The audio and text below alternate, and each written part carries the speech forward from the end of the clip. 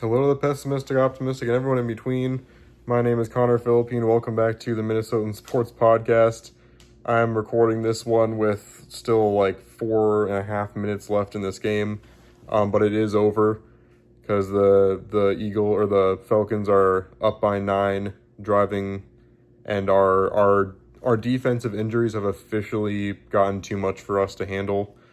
No matter how hard we fought to try and keep ourselves in this game, the running game is just eating us up now, and it's over. But this was one where I expected a little bit more struggle from this offense, but this might have been the worst performance offensively from a Vikings team that had their starting quarterback in. Obviously, we've had the Josh Dobbs game, and I don't even know if it was Josh Dobbs that game where we won 3-0 versus the Raiders.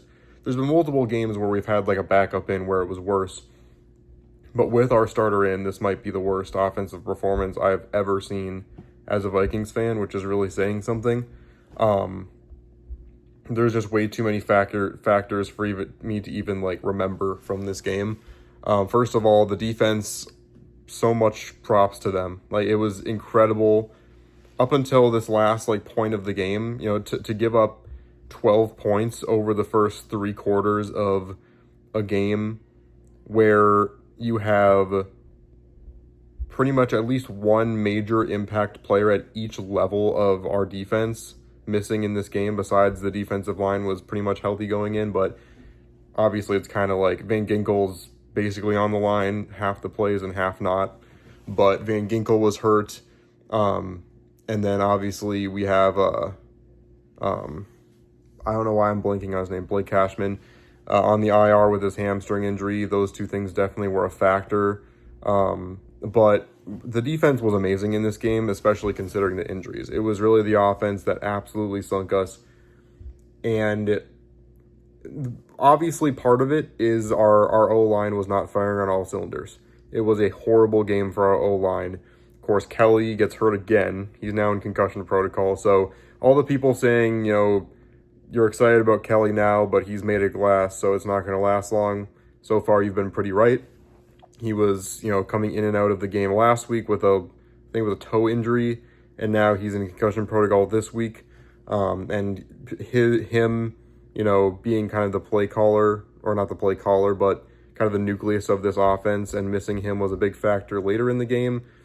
And then obviously Christian Darrisaw being out continued to be a major factor. I mean, school while he was in was absolutely horrendous, and it just kind of reminded me of the years where we didn't have Darrisaw and we had all those problems on that side of the football last year.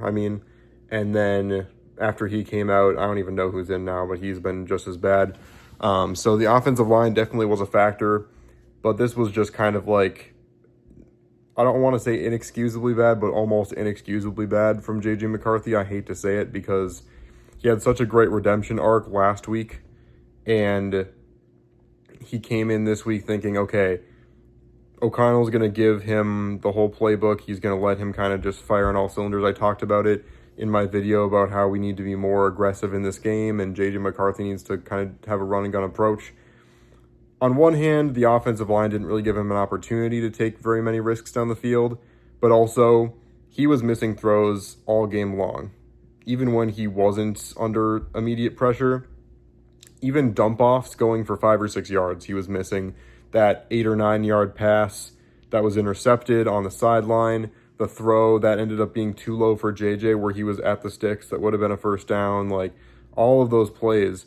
And then just the absolute killer in I think it was the early fourth quarter when we were down by 9, needed a spark, and Jalen Naylor, McCarthy gets an absolute gift. Jalen Naylor wide open down the field for what would have been a touchdown if he had connected on it, and he overthrows. It's just incredible to me how you overthrow that deep of a pass. And really, what they were talking about in the broadcast, you can underthrow that and it's probably at least a pass interference with how wide open he was. And it was just there's some parts of it where it was okay, he's basically a rookie. It's his second game in his NFL career. There's going to be some road bumps. it wasn't just rookie jitters. This was genuinely a horrible game for him. Not saying he can't bounce back, because again, it is still the second week of his career, and there's so many of these learning curves that are going to happen throughout the course of this season. But this Falcons defense was good, but it was not good enough to put only 6 points on the board for the Vikings.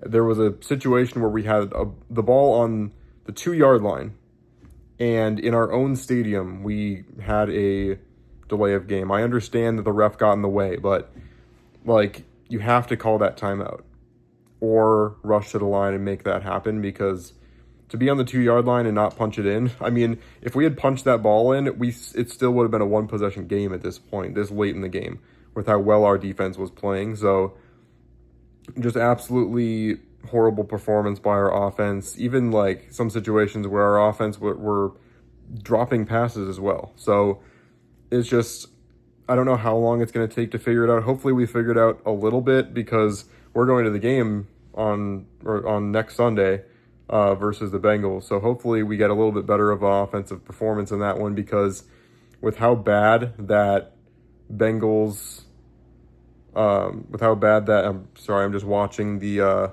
Vikings completely ruin their chances of coming back in this game. Looks like they're going to call that a, neutral zone infraction on 4th and inches, and we just gave them the game now, so that's official. But I forgot what I was even talking about. Just against that Bengals defense, there's no excuse for not putting up at least 20, even with some of the dysfunction we've had, because if you get even a few seconds of protection, if we can just stop Trey Hendrickson, we should be able to put up 20. It's just, it's incredible how many points, who did they even play this week? I already forgot. All I know is that the Bengals lost Joe Burrow, which will be a major factor also for that game. But my brain's all over the place right now. Vikings, horrible offensive performance, horrible game. They're going to most likely end this game scoring 6 points in front of their home crowd. This crowd was absolutely just insane to start this game. They were electric, and they just let the air out of US Bank Stadium. And I hope that doesn't set this tone for the rest of the season. So we have to stay loud and show up next week and continue to show up for home games this season, hopefully giving JJ some support, because it's far from over, that's for sure.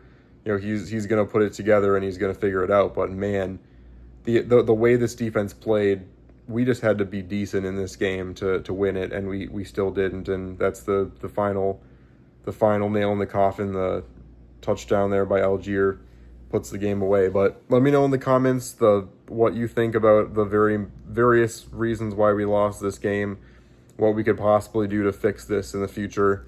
Definitely a tough way to end Sunday, but we'll get back at it and hopefully figure our offense out at some point, because we have to do it at some point. Oh, I almost forgot the going for it on 4th and 1 from your 30-yard line. I don't know what O'Connell was thinking there. On top of that, the entire first quarter, you got to take the training wheels off. I know that the rest of the game was rough too, but you had a chance to try and set the tone there, and you just run past the entire first quarter. Absolutely ridiculous. But let me know in the comments what you think. But we'll try and bounce back next week. But thanks so much for watching this one, and I'll see you on the flip side.